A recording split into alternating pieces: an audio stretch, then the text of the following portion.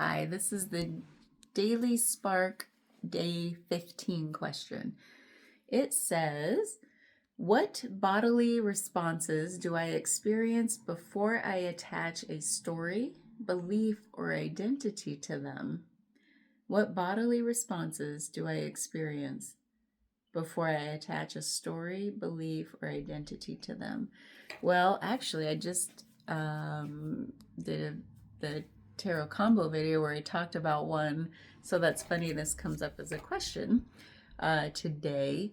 And what I was talking about is, so the one that's obviously top of mind since I just talked about it is how my feelings of depletion. So if I've exerted a lot of energy, I'll experience those feelings of depletion, but I'm trying to get better at recognizing them as such because I have old conditioning. I think this is where it comes from, is like these feelings of, well, if I'm not my best energetic self, meaning go, go, go, go, go, go, go, go, to like burnout, which has been my problem in life, if I'm not just constantly energized, like I could just go all forever, like an energizer bunny, then I suck. Then I'm worthless. Then I have no worth if I'm not the one always like, come on guys, let's go, or up for anything, or like or exerting the effort. So that's what bodily responses do I experience before I attach a story, belief, or identity. Well, that's what I'm trying to like recognize better, is the before, because right now I experience those bodily sensations of like, ooh, like a robot powering down, like, uh-oh, I've exerted too much, maybe didn't take care to fill my tank, like eat nutritious like foods, have enough protein, whatever, and now I'm powering down, and then I immediately go to like, oh, something's wrong with me, I'm not good, I'm not a good person, that sort of thing. It shows up in a lot of ways, but in general it makes my mood tank in the way that turns my mood in on myself, as like, oh, something's wrong with you, like emotionally, psychologically, like deep as a person, something's wrong with you. And so right now that switch over is quicker than I'd like. Yesterday I have to like give myself a little yay when I can, because I'm also not good about giving myself yays or grace. Is I gave myself some grace. I finally saw it quicker than I had before, and like took care of myself instead of making myself, well, I first made myself a bad person and then was like, cut that out quicker than I otherwise would have in the past. So that's one thing, is my bodily responses to energy depletion is like I feel like a robot powering down, because like the robot analogy works for me, because I felt like I was being non-human in my expectation of myself to keep going at all costs. And in my work life, that led to several bouts of like extreme burnout that are kind of funny and embarrassing. I mean, I'm not embarrassed anymore, but it still brings up something in me that's like, do we have to talk about that? When my family reminds me of like, there's one in particular where it's like I literally left the country and a hair's notice. Like, I'm out. It was like the ultimate I'm out. I should just do a video of all my my burnouts, because they're kind of funny. they're they're so ridiculous. That's how I know it's like a deep problem. Is like they are so dysfunctional. They are so dysfunctional to look at in hindsight, especially. Because in the moment, it just felt like the natural thing to do. Of course, I'm going to do this. But in hindsight, it's like, so silly. Um, but they're usually me, you know how there are many layers to things? So there's usually me in like flight mode. And that goes back to some childhood wounds. So everything goes back to childhood, I swear. So, but the way they, and then they play out in like a seriously dysfunctional ways because I hadn't dealt with the childhood stuff yet. So I noticed that, back to the question, is like when I'm flipping the switch from a bodily sensation into meaning making, and usually in the way that says I'm not good, I'm not a good person. That's like something to look at. Is like, wait a minute. First of all, is there a, like, what happened in my body? Let's pause a moment and like, okay, I'm hungry. Okay, I'm tired. There might actually just be a logical reason and a logical solution, which, you know, I always thought of myself as pretty logical, but yeah, when it comes to me being a bad person, oh, I'm all about it. So like for that reason that says, for the scenario that says your worth is tied to your output, and your output is tied to endless energy exertion. So that's my conditioning I'm breaking. And with my last round of burnout, it had me pivot into this career, which I'm loving. So I still and now, because it's probably the hilarity of the universe that says, oh, now you went into a field where you can't hide your burnout anymore. You can't hide it behind a computer, behind, you know, in the business world where things don't get personal. Now you are with people face to face as a care provider. You are forced to take care of yourself, and you can't hide, you can't just keep going anymore, because it will impact other people very negatively, and that you do not want above anything else. Is like, you do. So that is also something to look at, is like, why do I put other people's needs above my own, you know? So I have some work to do. I have some layers to go through here, but I think it's the funny the way, the comedy of the universe that says you burnt out and then went into a field where you can't hide your burnout if you try to do this again. So it's like, yeah, it's just so funny. So that's what I have. Do you the bodily response? So what bodily responses? That's the one, that the big one for me is like that energetic one. I'm sure there's so many more. What is yours? What bodily responses do you experience before you attach a story, belief, or identity to them?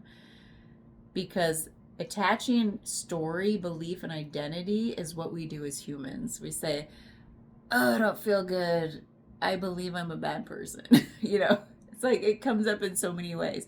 Or maybe I feel so good that I think I'm invincible. And then that plays out dysfunctionally in other ways, you know. It could, like, what is it for you? I do, can I tell you one of my, I'll tell you the burnout story I was thinking of when I laughed, that said it was ridiculous. There are so many, and that this isn't even the biggest one. But I was working at Fox Broadcasting back in 2004. And I was doing web development at the time. This is before I got into consulting. So I was building like the American Idol website. This was, or I was maintaining it and building it. This was season 4.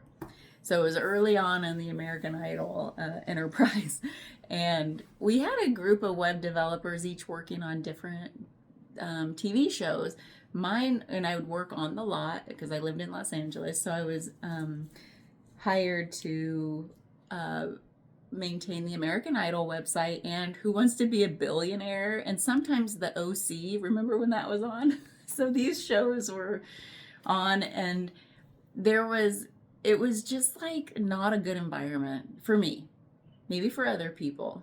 And and there was just like working late because I had to stay until like we knew who the winner of American Idol was for that night. And then I had to upload all the winners' information, right? Because it had to happen like right when things were announced. And it's just like, and so I had my boss calling me from the studio saying, so and so won, upload it. And so I had to have every possibility like ready to go, you know? And so it was a lot of work. And it was back in the day when things weren't great and they weren't super automated, and there was a lot of my oversight that had to be put into it. And so I'm just giving you lots of excuses why I was running myself ragged, but it's all still comes down to like, I put this pressure on myself. I put myself in this situation. And like this coworker of mine, poor girl, she like was in a wheelchair because she broke both of her Achilles tendons. I remember that. And so I was trying to help her out sometimes, and then I didn't like some of my coworkers because they are kind of like, you know, it's what you'd call a tech bro nowadays. So, but again, I put myself in this situation. I just wasn't vibing there. And then so I'd had enough. Plus I had made a big mistake. Oh my God. I was also maintaining the Fox homepage. I forgot about that. And that's a lot of pressure. Like, oh, and I was doing like Cops, the TV show Cops. Oh man, all these memories are coming back now. Thanks for letting me reminisce. Well, the Fox Broadcasting website itself, like, that was a whole thing. I had to update the website every day with like news and all the stuff. And this was, again, it was not automated. It was nuts and bolts ickiness. And I made a huge mistake. So I have to feel like this played into my like, I gotta get out of here. So I was doing like there super late, like American Idol, and this was the Carrie Underwood year. So like I'm sure Carrie won that night, whatever. So, and then I was getting ready to automate, like I had to automate the upload for the Fox website. That one could be automated. Like I would queue it all up, set my upload to go at midnight or whatever, and then I could leave. So I did all that. Okay. And the American Idol like winner stuff was set to go. I prepped all of that. And then we learned the winner, so I set that to go. That was automated, but I still had to tell it like which files to push. So anyway, and then I'm like, pretending like I'm done, like washing my hands, like good, I'm done, everything's good to go. I leave the studio, head home. Where did I live? Like Culver City or Santa Monica. So a ways from the studio. And I go home and I'm asleep. And then the next morning, my boss is like livid and trying to get a hold of me. So I'm like, uh-oh. And I come to find out, I want to do the motion here. We have like American Idol, Fox website. Like they're getting like millions of views all the time. And I set my uploads to go at midnight. What happened was this. Oops, everything's broken on the Fox homepage. Images are broken. The text is wrong. And then American Idol, no one knows the winner. Everything, it's all wrong. So much wrong. The panic I felt in that moment, millions of people going, what the happened to the homepages? And my boss is the one going, what? So anyway, I didn't get fired. It was weird. And I was just a contractor too. Like they could have just said bye, but this is me. Another thing I do is put myself in positions of like, look, I can do everything. And so you can't get rid of me. That's probably part of it too. But anyway, we won't go there. So that must have played into my feeling of like, I just got to get the hell out of here. And I don't remember how close this was, but I stuck around. I didn't just bolt. I fixed my problem, said my sorry, said it won't happen again, proved, over and over after that, like, see, I'm reliable. And then one day I just had it. I was just like, you know what? I'm done. I'm getting nothing out of this. I gotta go. So and this was one, I forget, I don't even know what happened. I just remember like working on my COPS website that morning and then going to lunch. And I went home for lunch. That's weird. I lived farther away than that. Oh, I remember. I always thought, okay, I can make it. Oh, it'll be a quick turnaround or whatever, but I can do it. And I went home for lunch. And somewhere between the studio and home, oh yeah, I was living in West LA. So somewhere in there, I said, that switch flipped. Have you ever felt that where you say I'm done? Whether it's a job, relationship, whatever. That switch flipped hard. I was like, I'm done. And I was like, I'm not going back. I just left for lunch and never went back. I even had my badge still, like, to get into the studio a lot. And I was like, oh, after that switch flipped, I was just like, I'm done. And then I was like, oh shit, I still got to return my badge. That sucks. And so I went back to the lot, and the gate guy, like, they have a gate, to get onto the lot. I was just like, can you just give this badge to where it needs to go? I'm saying goodbye. And I'm sure he was just like, okay, whatever. And then I went back home. And then it was like 2 years later, I forget, it was like a long time later. I'm sitting at this restaurant in Santa Monica, I think. And this was years later. And I'm sitting there having breakfast. Oh, it's such a good place. What was the name of it? Oh man, it was so good. And like they were probably like the original avocado toast people, I'm sure. Because this was so long ago. So anyway, I'm sitting there and this guy, a catty corner, across the aisle and like in my eyesight, I looked at him and he looked familiar. And then he looked at me and said, hey. And I was like, yeah, you look familiar. And he's like, yeah, we worked together at Fox. And I was like, oh, now I know. And he was one of the ones I was like, tech bro, we do not vibe.